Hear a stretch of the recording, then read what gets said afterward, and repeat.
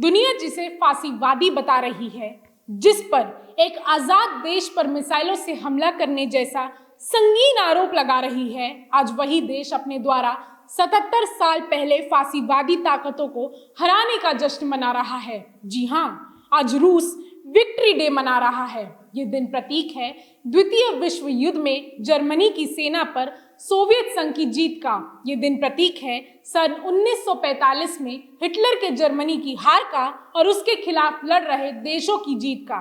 लेकिन victory day का पूरा सच जानने से पहले ये जानना जरूरी है कि इस बार का ये सेलिब्रेशन चर्चा में क्यों रहा। राजनीतिक विश्लेषकों और मीडिया द्वारा कयास लगाया जा रहा था कि रूस के राष्ट्रपति व्लादिमीर पुतिन विक्ट्री डे पर यूक्रेन के खिलाफ और तेज युद्ध की घोषणा कर देंगे। लेकिन अमेरिकी विश्लेषकों और मीडिया के अंदाजे से अलग पुतिन ने युद्ध की घोषणा नहीं की। पुतिन ने अपनी स्पीच में किसी नए बड़े फैसले को लेने के बजाय अब तक लिए गए फैसलों को जायज ठहराया है। खुद को यूक्रेन में मातृभूमि का रक्षक बताया है। पुतिन ने रूस यूक्रेन के बीच चल रहे युद्ध के लिए नाटो को जिम्मेदार ठहराया है। इसी के साथ उन्होंने कहा कि नाजीवाद के पुनर्जन्म को रोकना होगा। 1945 की तरह विजय रूस की होगी। आखिर किससे और क्या जीतना चाहता है रूस? 1945 की लड़ाई में 1 करोड़ से ज्यादा सैनिकों को खो देने वाला रूस आज हथियारों के दम पर कौन सी जंग जीतना चाहता है? फांसीवाद से लड़ने का दावा करने वाले पुतिन दुनिया के नजरों में खुद ही फांसीवादी हो गए हैं। एक स्वतंत्र देश पर मिसाइलों से हमला कर उसे तबाह करने वाले हो गए हैं। नाटो का बहाना बनाकर उन्होंने दूसरे देश में अपने सैनिकों को उतार दिया है। यूक्रेन के करीबी देश पोलैंड और बल्गेरिया को नेचुरल गैस देने से मना कर दिया है। अगर अमेरिका जैसे अन्य पश्चिमी देशों से नाराज थे पुतिन, तो गुस्सा सॉवरेन देश यूक्रेन पर क्यों उतारा?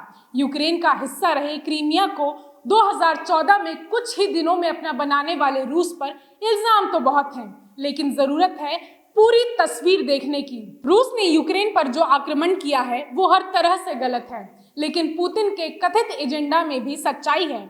अमेरिका और रूस के बीच जैसे दोबारा कोल्ड वॉर चल रही है। रूस की सीमा से सटे देश को नाटो में शामिल करने की कोशिश उसके लिए भड़काऊ है। अगर रूस अपने सैनिकों को यूक्रेन में भेज रहा है तो अमेरिका भी आग लगाने में पीछे नहीं हट रहा है। यूक्रेन को युद्ध में झोंके जा रहा है। मिडिल ईस्ट देशों में लोकतंत्र लाने के नाम पर हथियार सप्लाई कर आतंकवाद को बढ़ावा देने वाले अमेरिका के दामन पर पहले से ही बहुत दाग हैं। जिस नाटो और अमेरिका के कारण रूस भड़का हुआ है, वही दुनिया में रूस को अलग थलग करने की रणनीति बना रहे हैं।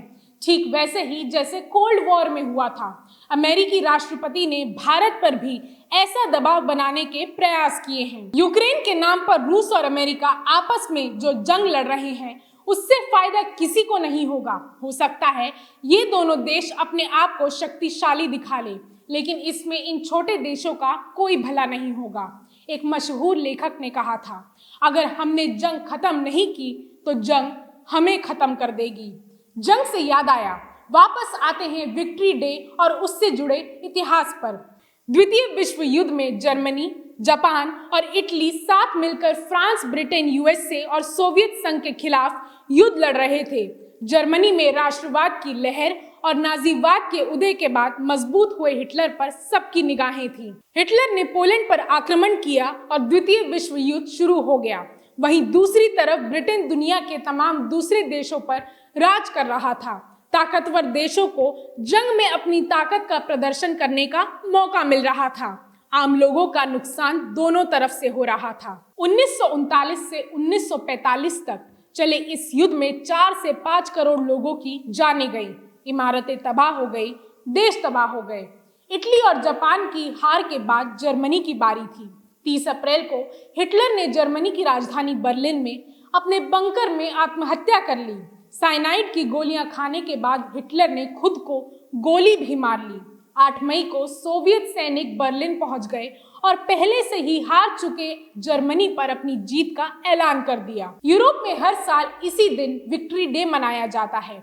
रूस और बर्लिन के बीच के टाइम डिफरेंस के कारण रूस में 9 मई को विक्ट्री डे मनाया जाता है। लेकिन गंभीरता से सोचिए, द्वितीय विश्व युद्ध में करोड़ों लोगों की मौत के बाद किसकी जीत हुई? इस जीत से दूसरे देशों को क्या फायदा हुआ? ठीक इसी तरह यूक्रेन और रूस के बीच जो हो रहा है, इससे किसको फायदा होगा? इसमें किसकी जीत होगी? भ्रम हो सकता है इन साम्राज्यवादी ताकतों को कि जीत रहे हैं, मगर जीत तो आखिरकार विनाश की होगी, खून से सने युद्ध की होगी, पूंजीवाद की होगी।